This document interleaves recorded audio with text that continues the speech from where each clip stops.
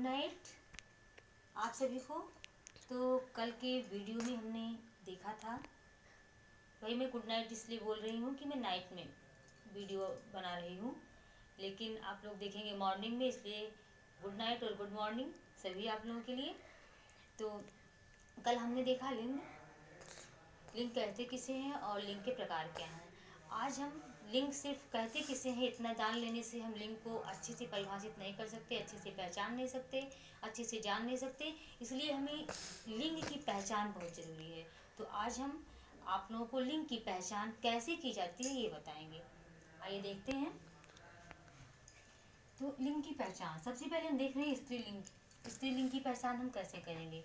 अब स्त्रीलिंग और पुल्लिंग होते हैं। भाई सभी लोग कहते हैं, पहले लेडीजों को सब लोग आगे करते हैं। भगवान का देखो नाम लेते हैं, राधा कृष्णा गौरी शंकर कहते हैं। इसलिए सबसे पहले मैंने स्टार्ट किया कि स्त्रीलिंग की पहचान बताते हैं आप सभी को। तो चलिए स्त्रीलिंग की पहचान देखते हैं। स्त्रीलिंग की पहचान कैसी होती है। कुछ चीज़ें ऐसी होती हैं जो स्त्रीलिंग में ही होते हैं हमेशा से, जैसे तिथि, बोली, नदी तथा भाषाओं के नाम स्त्रीलिंग में होते हैं। तिथि यानी कि तिथियों के नाम हैं, जैसे कि एकादशी, पूर्णिमा, अमावस्या, एकादशी, पूर्णिमा, अमावस्या, चतुर्थी, पंचमी आदि, या द्वादशी हो गया, पंचमी हो गया, तेरस हो गया। जितनी भी तिथियां हैं, जो 15 दिन की 15 तिथियां होती हैं, वो सारी की सारी किस में आती हैं, स्त्रीलिंग में आती हैं। कभी आप लोग गलती से उसको पुल्लिंग में मत लिखिएगा। कहीं भी अगर आपको तिथियों का नाम दिखता है तो आप तुरंत जान लीजिए कि सारी तिथियां स्त्रीलिंग हैं।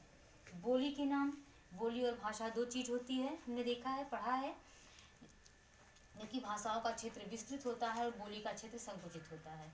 हमारे भारत देश में बहुत सारी बोलियां हैं, लेकिन जितनी बोलियां हैं सारी की सारी बोलियां स्त्रीलिंग में आती हैं। जैसे पंजाबी, हरियाणवी, मराठी, पहाड़ी, राजस्थानी, डोंगरी, मतलब जितनी सारी भाषाएं हैं आप बोल रहे हैं, अवधी, ब्रज, ये सारी जो भी बोलियों के नाम हैं, ये सारी बोलियां, जितनी बोली आप बोलते हैं, ये सारी बोलियां किस में आती हैं, हमेशा से किस में आएंगी, स्त्रीलिंग में ही आती हैं। हमेशा बोलियों के नाम स्त्रीलिंग में आते हैं।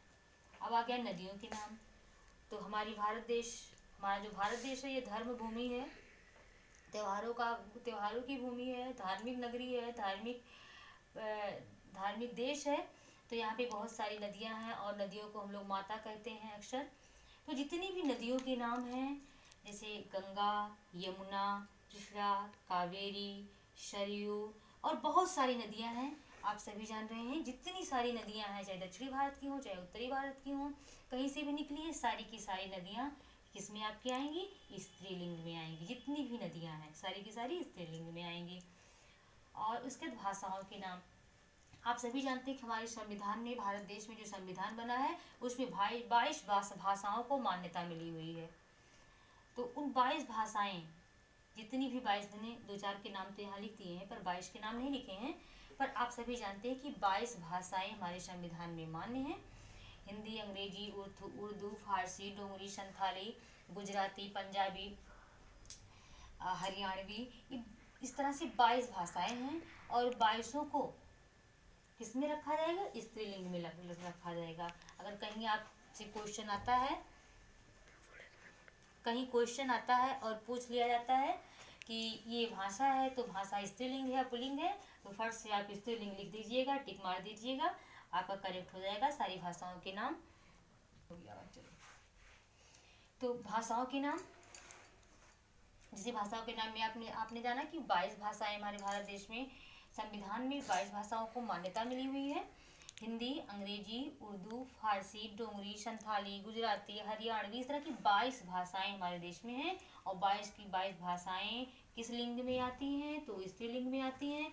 कहीं आप एग्जाम दे रहे हैं, किसी भी परीक्षा में है, चाहे आप कॉम्पिटिटिव परीक्षा में हैं या स्कूल परीक्षा, होम परीक्षा अपने दे रहे हैं, कहीं भी अगर भाषाओं के नाम आते हैं तो आप तुरंत स्त्रीलिंग पे टिक करेंगे। फिर हमारे शरीर के, इतना तो हमने जाना कि तिथियों, बोलियों, नदियों और भाषाओं के नाम स्त्रीलिंग में होते हैं। हमारे शरीर के कुछ ऐसे अंग हैं जिसके जो हमेशा से स्त्रीलिंग में ही होते हैं। जैसे देखिए, नाक, आँख, बाँह, कलाई, टांग, जांघ, कोहनी, अंगुली, आदि। बहुत सारे ऐसे अंग हैं जो हमेशा, कभी जैसे नाक, तो नाक एक बार हम सोचेंगे कि अगर नियम देखते हैं या ता ई का, तो यहाँ पे अ की मात्रा है, लास्ट में अ प्रत्यय है, तो यहाँ पे नाक पुल्लिंग होगा। लेकिन नहीं, कुछ ऐसे पार्ट्स हैं हमारे शरीर के, कुछ ऐसे भाग हैं, ऐसे अंग हैं जो हमेशा स्त्रीलिंग में रखे जाते हैं, इसीलिए नाक स्त्रीलिंग में है। तो आप लोग इसे थोड़ा ध्यान से देख लीजिएगा, क्योंकि याद करने की चीज़ें नाक, आँख, बाँ, एक टांग, जांग, ये सब आप एक निगाह में देखेंगे तो आपको लगेगा कि तो पुल्लिंग में आता होगा, लेकिन नहीं, पुल्लिंग में नहीं आता है, सारे के सारे स्त्रीलिंग में आते हैं। अब चलिए हम थोड़ा नियम की तरफ चलते हैं। ये तो परमानेंट स्त्रीलिंग वाले शब्द थे, हमने आपको बताए। ये हैं कुछ ऐसे शब्द हैं जिनके अंत में या, ता, ई, आवट, आहट, आई आदि प्रत्यय जब आ जाते हैं तो वे क्या हो जाते हैं, स्त्रीलिंग में हो जाते हैं। जैसे कि हाँ, एक चीज़ मैं आपको बताना भूल गई थी, लिंग की पहचान करते समय प्राणीवाचक और अप्राणीवाचक दो होते हैं। प्राणीवाचक का लिंग की पहचान करने में हमको दिक्कत नहीं आती है, क्योंकि जैसे मोर हो गया, उसका मोरनी हो गया, शेर हो गया तो शेरनी हो गया। तो इस तरीके से पापा हो गए, मम्मी हो गई, चाचा हो गए, चाची हो गए। तो प्राणीवाचक शब्दों में जब हमको लिंग की पहचान करनी होती है तो हमें उतनी दिक्कत नहीं आती है।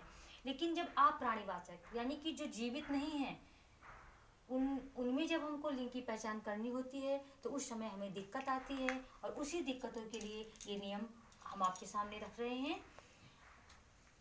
इन नियमों का जानना तो बहुत ज़रूरी है, इन नियमों का जानना अप्राणीवाचक शब्दों के लिए, यानी कि जो जीवित नहीं है। अब इसमें आप या, ता, ई, आवट, आहट, आई आते हैं। तो इया का सबसे पहले हम इया के कुछ एग्जाम्पल्स देखते हैं, कुछ उदाहरण देखते हैं। जैसे हो गया, अब डिब्बा होता है तो डिब्बा पुल्लिंग है, डिबिया, चिड़िया, सठिया, बिटिया, खटिया, गुड़िया आदि। यानी कि कोई भी शब्द आप लास्ट में अगर आप या प्रत्यय देख लेते हो, यानी कि या है, या लास्ट में है तो या मतलब या प्रत्यय है, तो वहां पे आप तुरंत टिक कर दोगे, स्त्रीलिंग है ये। और ता प्रत्यय आ, यानी कि ता प्रत्यय आता है, ता हो उस पे आ की मात्रा हो, जैसे शत्रुता, मित्रता, भिन्नता, शत्रुता, मित्रता, भिन्नता, समानता, सफलता, महानता आज बहुत सारे शब्द आपको पढ़ते समय मिलते होंगे, एग्जाम्स में भी आपके सामने आते होंगे। तो जितने भी शब्द आपको लास्ट में ता वाले आते हैं, सारे के सारे किसमें आएंगे, तो स्त्रीलिंग में आएंगे। फिर ई शब्द, जिससे शब्द के अंत में ई आता हो, जैसे गाड़ी, कहानी, पानी, लकड़ी, खिड़की, पकड़ी आज जितने भी इस तरह के गाड़ी, कहानी, पानी, लकड़ी, लड़की, लकड़ी, खिड़की, पकड़ी आदि, यानी कि शब्द के अंत में बड़ी ई की मात्रा आती हो, वो सब क्या आएंगे, स्त्रीलिंग में आएंगे। फिर आवट प्रत्यय होता है, जैसे कि लिखा हुआ है लिखना, तो उसमें आपने आवट प्रत्यय जोड़ा, लिख धन आवट बराबर लिखावट, तो लिखावट, थकावट, मिलावट, सजावट आदि। जितने कि शब्दों के अंत में जब आवट शब्द आते हैं तो वो सारे के सारे स्त्रीलिंग हैं। आहट में देखिए घबराहट, सनसनाहट, मुस्कुराहट, छटपटाहट, यानी शब्दों के अंत में हा और टा आए, शब्दों के अंत में हा और टा अगर आता है तो सारे के सारे स्त्रीलिंग है।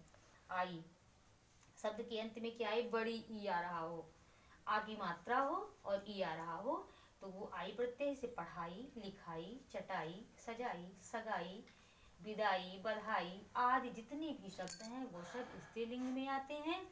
और एक चीज जानिए, कुछ ऐसे शब्द भी हैं जो सिर्फ, कुछ ऐसे शब्द हैं, कुछ पक्षियों के नाम हैं जो हमेशा से स्त्रीलिंग में आते हैं। यहाँ पे जैसे मैंने लिखा है मछली, कोयल, मक्खी, मैना, चील आज कुछ ऐसे पक्षियों के नाम हैं जो हमेशा से स्त्रीलिंग में आते हैं।